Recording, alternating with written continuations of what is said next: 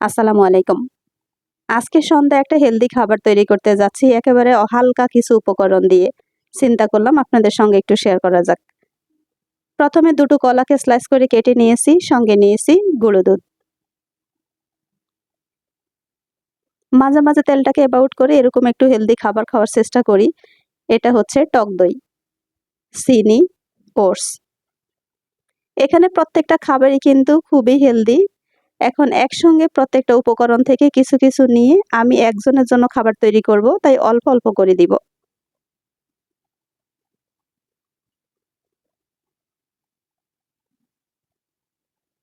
আমি এখানে ৩-৪ চামচ ওটস নিব, আপনারা চাইলে আরো বাড়িয়ে কমিয়ে নিতে পারেন।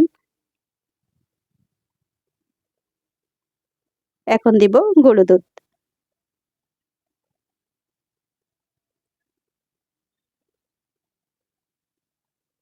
আমি যেহেতু মিষ্টি লাভার, তাই আমি একটু সবসময় দুধ, চিনি একটু বেশি দিয়ে খাওয়ার চেষ্টা করি। আপনারা কিন্তু আপনাদের মতো করে দিতে পারেন।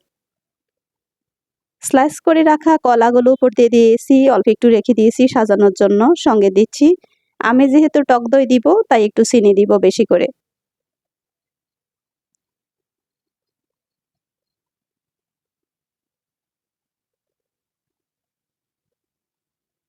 এখন দিয়ে দিচ্ছি টক দই।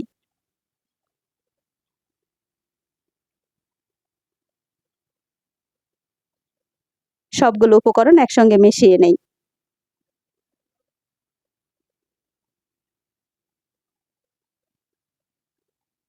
মাঝে মাঝে এরকম একেবারে নরমাল উপকরণ দিয়েও কিন্তু অনেক বেশি হেলদি ফুড তৈরি করা যায়।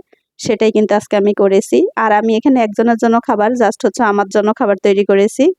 একেবারে দেখতেই পাচ্ছেন সবগুলো উপকরণ একসঙ্গে মেশানোর পরে অনেক সুন্দর লাগছে। এখন অন্য আরেকটা বাটিতে আমি ট্রান্সফার করে খেতে চলে যাব। উপর থেকে আরেকটু ওটস, আরেকটু গুঁড়ো দুধ, আরেকটু টক দই দিয়ে জাস্ট হচ্ছে গার্নিশ করা।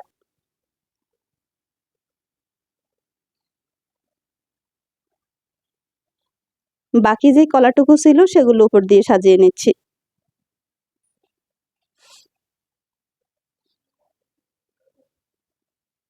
মোটামুটি সবকিছু দেওয়া শেষ, এখন শুধু মজা করে খাওয়ার পালা। চাইলে কিন্তু উপরে একটু বরফ দিয়ে ভালো করে মিশিয়ে খাওয়া শুরু করা যায়। আমি বরফ দিব না, একেবারেই এমনিতেই খাওয়া শুরু করি। আশা করছি রেসিপিটা আপনাদের ভালো লেগেছে। ভালো লাগলে ভিডিওতে ছোট্ট একটা লাইক দিয়ে পাশে থাকবেন।